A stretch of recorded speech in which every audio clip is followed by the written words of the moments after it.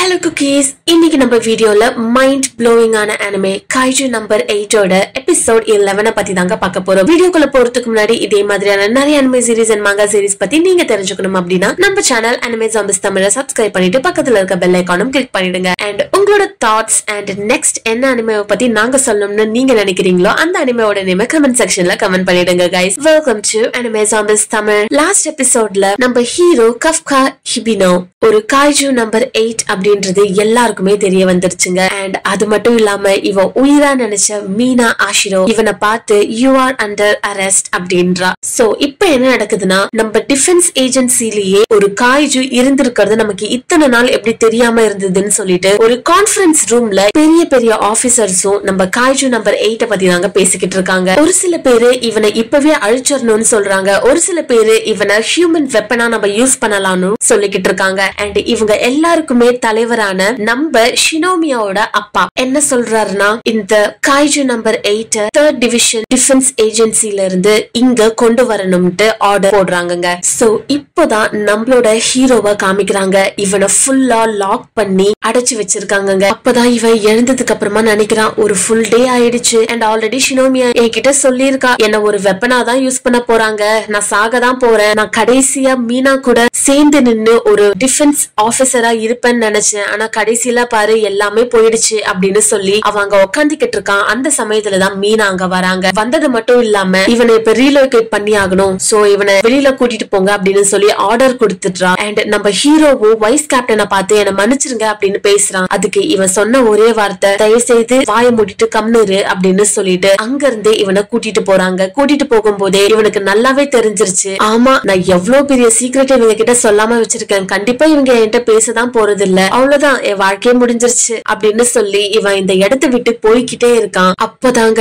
அந்த கேட் திறக்கிறப்ப இவனோட காம்ரேட்ஸ் எல்லாருமே இவன் பக்கத்துல நின்னுக்கிட்டு இருக்காங்க. அண்ட் யாராலுமே ஒரு வார்த்தை கூட பேச முடியல. சோ நெக்ஸ்ட் இவனை வேற ஒரு இடத்துக்கு கூட்டிட்டு போறாங்களா, அந்த வண்டியில இவன் ஏறதுக்கு ஒரு ஃபிராக்ஷன் ஆஃப் செகண்ட்ல நம்ம ரெனோ அங்க வந்து சென்பாய் கண்டிப்பா நீங்க திரும்பி வருவீங்கன்ற நம்பிக்கை எனக்கு இருக்கு அப்படின்னு சொல்றாங்க. இத சொன்ன உடனே தான் நம்ம ஹீரோக்கு ஒரு ஹோப்பே கிடைச்சிருக்கு. அவன் உள்ள போய் உட்கார்றான். அப்பதான் மீனா சொல்றா இவங்க ப்ரீவியஸா இருந்த ரூம்ல கேமரா இருந்ததுனால இவங்க யாராலுமே எதுவுமே பேச முடியல. சோ இவன் என்ன சொல்றான்னா இங்க பாரு நீ முழுசா ஒரு காய்ஜு இல்ல, நீ ஸ்டில் ஒரு ஹியூமன் தான், ஸ்டில் நீ டிஃபென்ஸ் ஆபீசரா இருந்து என்னென்ன நல்ல விஷயங்கள் செஞ்ச அப்படின்ட்டு எல்லா ரிப்போர்ட்டையும் நான் சேர்த்து ஹையர் அபிஷியல்ஸ்க்கு கொடுக்க போறேன், சோ நீ ஹோப்ப மட்டும் விட்டுறாத அப்படின்ட்டு சொல்லிக்கிட்டு இருக்காங்க. அப்பதான் இவன் என்ன சொல்றா உன்னை இப்போ வேற ஒரு இடத்துக்கு நாங்க கூட்டிட்டு போக போறோம், அங்க போயிட்டு நீ கஃப்கா ஹிபினோ தான் காய்ஜு இல்லன்றத ப்ரூவ் பண்ணிட்டா மட்டும் போதும், கண்டிப்பா உன்னை விடுதலை செஞ்சிருவாங்கன்னு சொல்லி பேசிக்கிட்டு இருக்காங்க. அந்த சமயத்துல தான் ஹீரோ சொல்லுவான் ஹே மீனா நான் இன்னமும் உன் கூட ஒரு டிஃபென்ஸ் ஆபீசரா நிக்கிறதுக்கான தகுதி எனக்கு இருக்கான்னு சொல்லி கேக்குறான். அதுக்கு அவ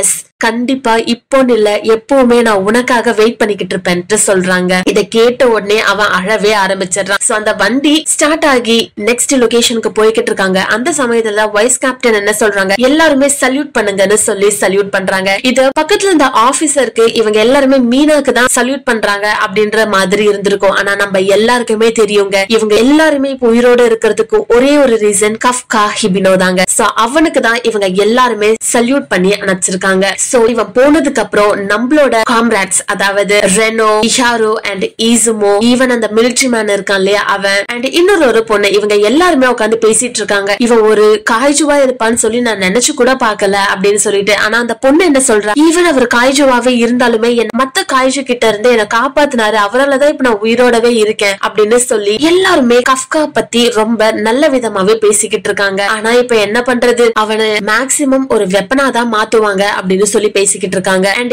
என்னதான் நம்ம ஹிகாரு ரெனோவை ஹாப்பியாக்க ட்ரை பண்ணிக்கிட்டு இருந்தாலுமே அவன் எதுவுமே பேசாம இருக்காங்க. அதுக்கப்புறமா என்ன நடக்குதுன்னா நம்ம வைஸ் கேப்டன் மட்டும் தனியா நின்னுக்கிட்டு இருக்காங்க. அப்போ ஒருத்தர் வந்துட்டு என்ன கஃப்காவை கொல்ல போறாங்கன்னு வருத்தப்பட்டுக்கிட்டு இருக்கியா அப்படின்னு சொல்லி கேட்கும் போது அவன் சொல்றான் இல்ல அவனை கண்டிப்பா நம்ம உயிரோட கொண்டு வந்தே ஆகணும், ஏன்னா லாஸ்ட் டைம் அவன் என்கிட்ட ஃபைட் பண்ணப்போ அவனோட ஃபுல் ஸ்ட்ரென்த்ல ஃபைட்டே பண்ணல, சோ அவனோட ஃபுல் ஸ்ட்ரென்த்தோட அவனை நான் டிஃபீட் பண்ணணும்னு சொல்லி பேசிக்கிட்டு இருக்காங்க. இதே சமயத்துல நம்மளோட ஷினோமியா என்ன பண்றானா இவளோட நம்மளோட அப்பா கிட்ட பேச போறாங்க. இந்த மாதிரி உங்ககிட்ட ஒரு ஃபேவர் மட்டும் கேக்குறேன், தயவு செய்து கஃப்காவை ரிலீஸ் பண்ணிடுங்க, அவன் நீங்க நினைக்கிற மாதிரி இல்ல அப்படின்னு சொல்லி இவனை விடுதலை பண்றதுக்காக இவ பேசிக்கிட்டு இருக்கா. அந்த சமயத்துலதான் அவரு என்ன சொல்றாருன்னா, நீ மறந்துட்டியா, உன்னோட அம்மாவை கொன்னதே ஒரு காய்ஜு தான், உன்னால எப்படி இன்னொரு காய்ஜுக்கு சப்போர்ட் பண்ண முடியுது, தயவு செய்து இங்க இருந்து கிளம்பிடு அப்படின்னு சொல்லி அவர் திட்டி ஆரம்பிச்சிடுறாரு. அண்ட் இவளுமே வெளியில போறா. ஆனா போற அந்த சமயத்துலதான் திரும்பி ஒண்ணு சொல்றா, ஈவன் தோ நீங்க சொல்றது கரெக்டாவே இருந்தாலும் கஃப்கா ஹிபினோ மத்த காய்ஜஸ் மாதிரி இல்ல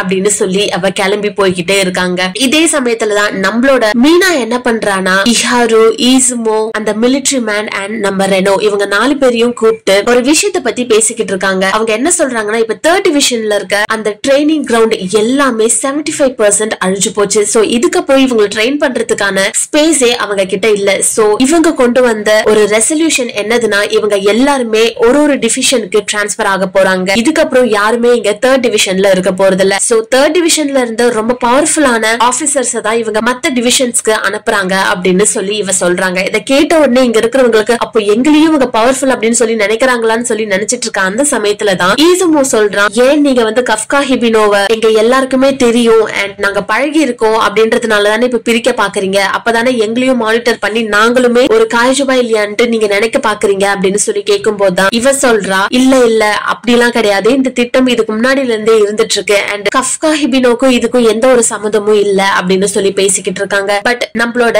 இஹாரு என்ன சொல்றான், கண்டிப்பா இதுக்கெல்லாம் ஒத்துக்கவே மாட்டேன் அப்படின்னு சொல்லி பேசிட்டு இருக்கும் போதுதான் அவுட் ஆஃப் நோ வேர் ரெனோ என்ன சொல்றான், நான் ஒத்துக்கிறேன், நான் கண்டிப்பா அந்த ட்ரைனிங் கிரவுண்ட்ஸ்க்கு போறேன் அப்படின்னு சொல்றாங்க. இங்க இருக்கிற எல்லாருக்குமே ஆச்சரியமா இருக்கு, என்னடா இவனுக்கு என்னதான் ஆச்சு அப்படின்னு சொல்லி நினைச்சிட்டு இருக்காங்க. கொஞ்ச நேரத்துக்கு அப்புறமா அந்த மிலிட்டரி மேன் என்ன பண்றான்னா, ஒரு ஆபீசர் கிட்ட பேசிக்கிட்டு இருக்காங்க, கண்டிப்பா இந்த ஒரு ஹெல்ப் மட்டும் எனக்கு பண்ணியே ஆகணும், என்னோட ஃப்ரெண்டை நான் காப்பாத்தி ஆகணும்னு சொல்லி பேசிக்கிட்டு இருக்கான். அப்பதான் ரிச் மேன் இருக்கான்ல ஈசுமோ, அவன் என்ன சொல்றான், நீ போய் இப்படி எல்லாம் பேசுவேன் நான் எதிர்பார்க்கவே இல்ல அப்படின்னு சொல்லி இவன் கேட்டுட்டு இருக்கும் போது அவன் சொல்றான், இல்ல இவனும் நம்மளோட காம்ரேட் தான், நமக்கு எவ்வளவு ஹெல்ப் பண்ணிருக்கான், கண்டிப்பா என்னால முடிஞ்ச அளவுக்கு ப்ரீவியஸ் ஆபீசர்ஸ் கிட்ட நான் ஹெல்ப் கேட்டிருக்கேன், பாப்போம் அப்படின்னு சொல்லி பேசிக்கிட்டு இருக்கான். இந்த சமயத்துல தான் நம்மளோட ஹீரோவை ஒரு பெரிய செல்ல அடைச்சு வச்சிருக்காங்க. அங்க பார்த்தா இவனை மானிட்டர் பண்ண நிறைய சயின்டிஸ்டும் இருக்காங்க அண்ட் ஆஸ் யூஷுவல் நம்மளோட ஷினோமியா அங்க நின்னுக்கிட்டு இருக்காங்க. இப்பதான் இவன் ஒரு டாய்காஜு கிளாஸ்ல இருக்கான், இப்படி ஒருத்தன் நம்மளோட இடத்துல இருந்தது நம்மளால எப்படி டிடெக்ட் பண்ணாம இருக்க முடிஞ்சது அப்படின்னு சொல்லி நினைச்சுக்கிட்டு இருக்காங்க. அந்த சமயத்துலதான் ஷினோமியோட அப்பா அங்க வரா. வந்த உடனே இவனோட கட்டை எல்லாத்தையுமே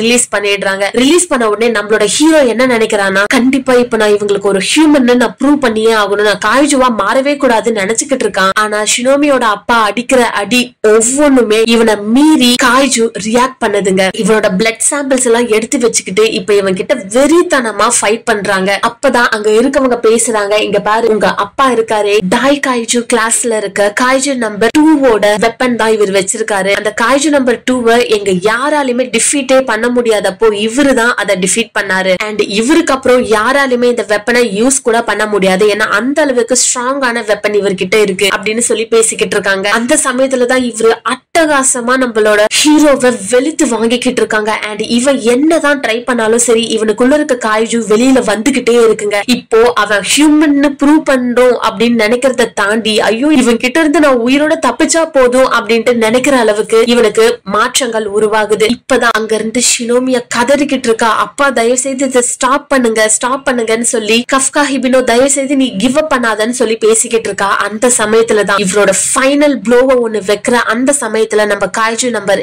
8 ஆமாங்க இப்போ கஃப்கா ஹிபினோ ஒரு முழு காய்ஜுவா மாறிட்டான். ஏன்னா இவனை பொறுத்த வரைக்கும் இவனுக்கு ஆப்போசிட்ல இருக்கிறது ஷினோமியோட அப்பா இல்ல, ஏன்னா இவரை பார்க்கும்போது ஃபுல் காய்ஜுவா தெரியுதுங்க. சோ இவனை அறியாமலேயே இவன் ஃபுல் காய்ஜுவா மாறிட்டான் அண்ட் இவனால இவனோட பாடியை இப்போ கண்ட்ரோல் பண்ண முடியல. அது மட்டும் இல்லாம இவனோட ஃபுல் ஃபார்ம்ல அவங்க நின்னுக்கிட்டு அட்டாக்கு ரெடி ஆகுறாங்க. சோ இதுக்கப்புறம் என்ன நடக்க போகுது, ஏன்னா ஷினோமியாவே இப்ப நினைக்கிறா, இப்ப நீ கஃப்கா ஹிபினோவா இல்ல காய்ஜுவா அப்படின்னு சொல்லி நினைக்கிற அளவுக்கு இவனோட ட்ரூ ஃபார்ம் இப்ப நீங்க நின்னுக்கிட்டு இருக்கு. சோ நீங்க என்ன நினைக்கிறீங்கன்றத மறக்காம கமெண்ட் செக்ஷன்ல கமெண்ட் பண்ணிடுங்க guys. அண்ட் இதே மாதிரி நிறைய அனிமே சீரிஸ் நீங்க பார்க்கணும் அப்படின்னா மறக்காம நம்ம சேனல் அனிமே சாம்பிஸ் தமிழை சப்ஸ்கிரைப் பண்ணிட்டு பக்கத்துல இருக்க பெல் ஐகானும் கிளிக் பண்ணிடுங்க. Thank you so much for watching guys. Bye bye.